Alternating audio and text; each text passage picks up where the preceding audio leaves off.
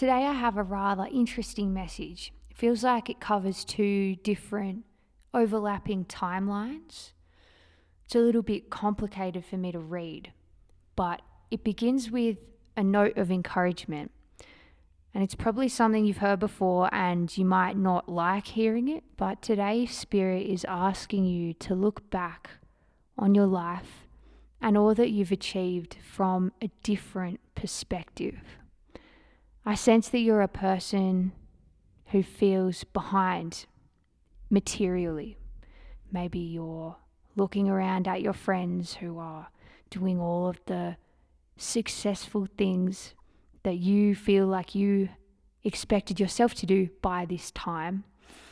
And so it's very hard for you to recognize the value of what you have achieved. Spirit wants you to see that your achievements in this life so far are qualitative.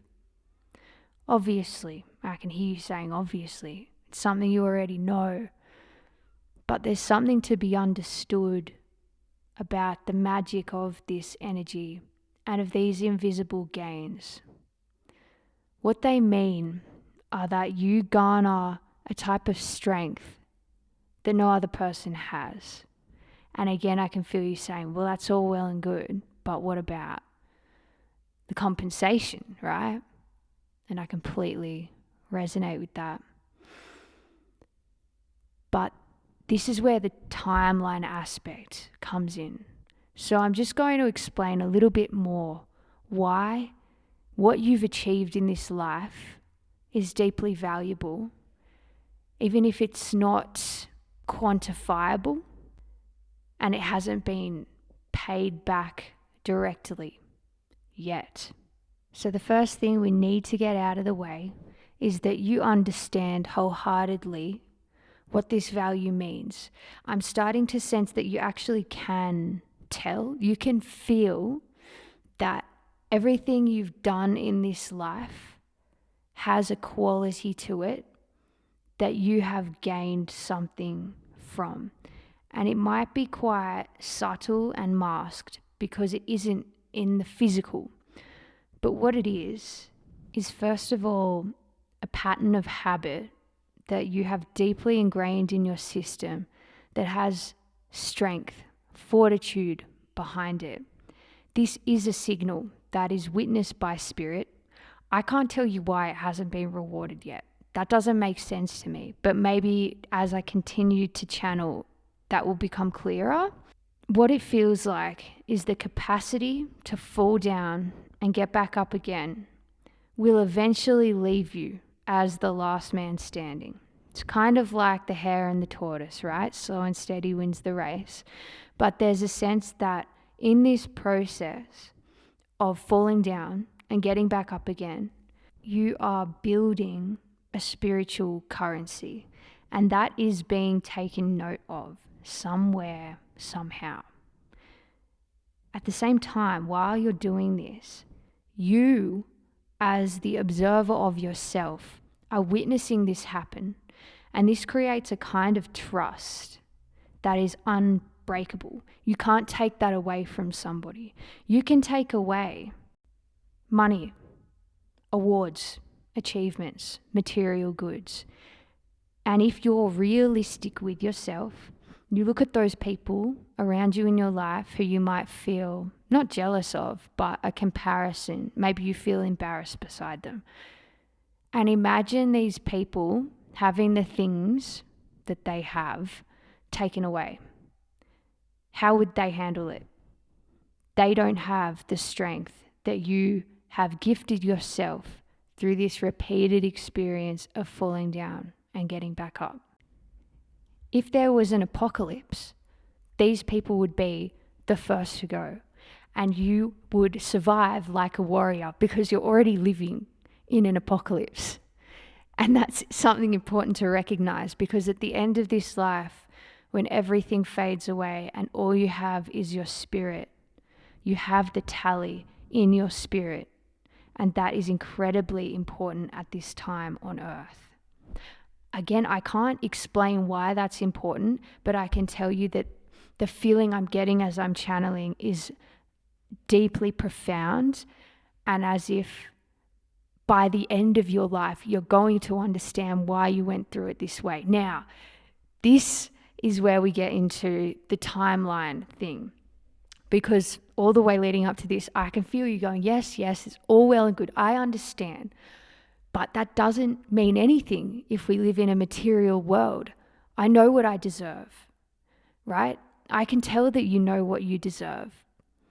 I can tell that you have learned to love yourself and become your own best friend in this process. Okay, and this is where some of the pieces are falling together for me. The reason why you're being encouraged to look back on everything you've achieved in a different way that is not material but qualitative is because if you can thoroughly do that, you will realize that you're not the same person you were. Even in the most recent trial or tribulation, you were a different person to who you are right now. It seems that you have reached a threshold in self-love and self-trust, even a sense of safety. There's something in your nervous system that knows, even if you don't get the material rewards, your body and your mind will always bounce back with this capacity to grow and move forward very swiftly. The resilience. And that is not what this is about, right? I'm not going to tell you, oh, you've become a stronger person and you need to be grateful for that. No, this is deeper. It gets more complicated, so hang in here. I'm sensing that your awareness hasn't caught up with the fact that you actually love yourself this much. And that deeply changes things because you're at a crossroads now. And this is the two timelines, right? Timeline A is that you continue believing everything that you've been believing while you've been hearing this message from me, which is that, yes, I know I fall down and I get back up again, but it's not very fair and I'm over it and I deserve the material compensation for what I've been through. I can't keep living my life like this, right? Because it's all well and good if I build this resilience, but I'm going to die and I'm going to die with nothing, right? That's the first timeline, timeline A. That's where you were when you came into this reading, okay? Timeline B is what I'm being shown as you reorienting your mental understanding of this process you've been on, which is this falling down and getting back up again, this resilience that you've built, and notice how it has changed you into a person that deeply, deeply loves yourself.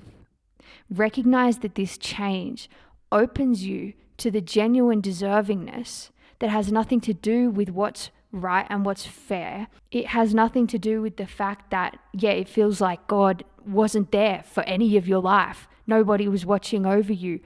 Why did you never get compensated for this gift of yours? But now, with the self-love factor, which you did not have before, you have an internal generative engine for manifestation where you can will it to be that you are compensated because you believe that you deserve it.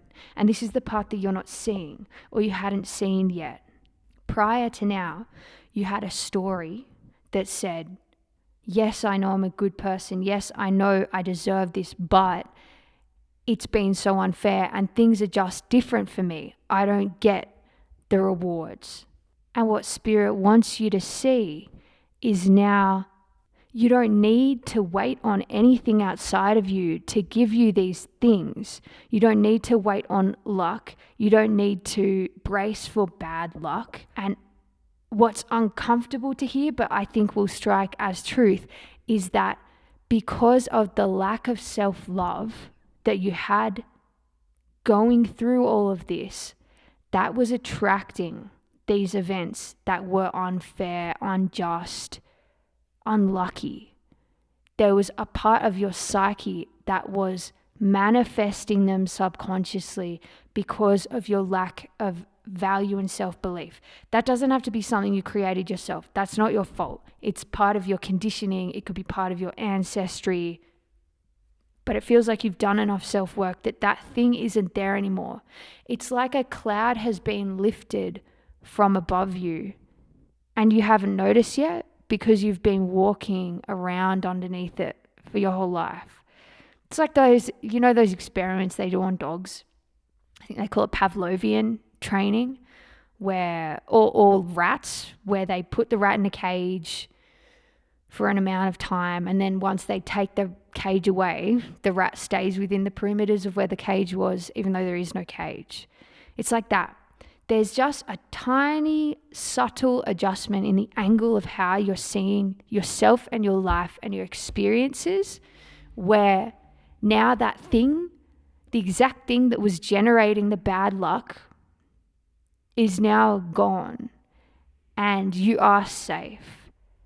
And the thing that will help you realize that is this resilience and this self-trust that you have now that makes you a completely different person to who you were before.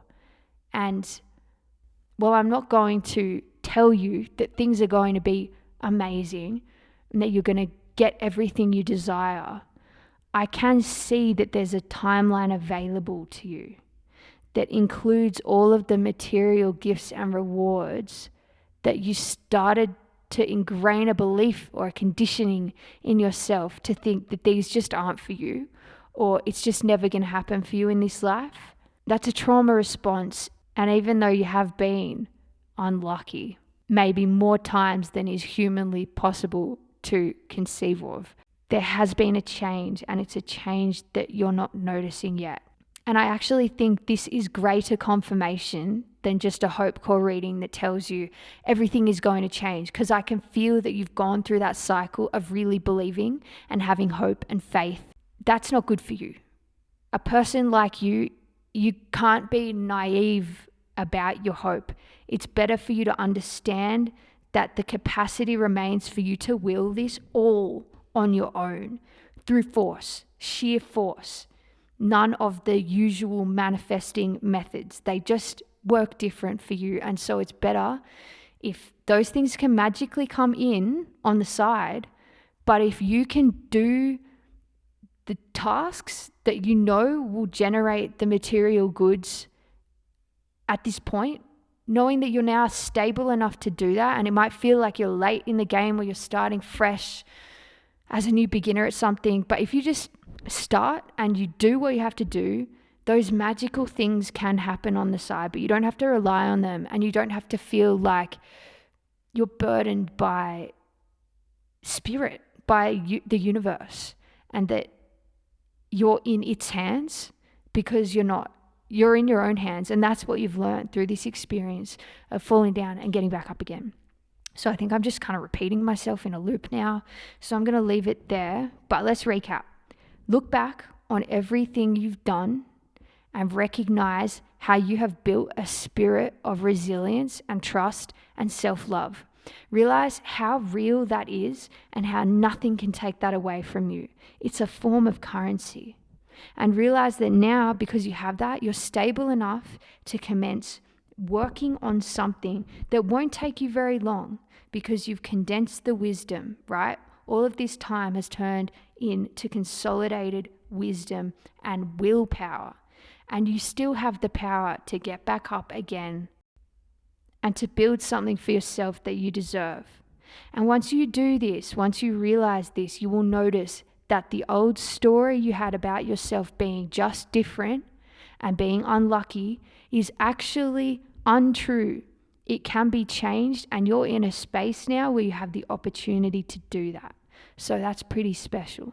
I want to congratulate you on the power and resilience of your spirit. There are a few times during this reading that I had to stop to gather my emotions, because I can feel that very potent, very powerful spirit on the other end of this. And if you made it all the way through this, congratulations, you are brave. So that's the end. Thank you for listening. If you liked it, subscribe, leave a comment. Let me know how this hits, and I'll see you in the next reading.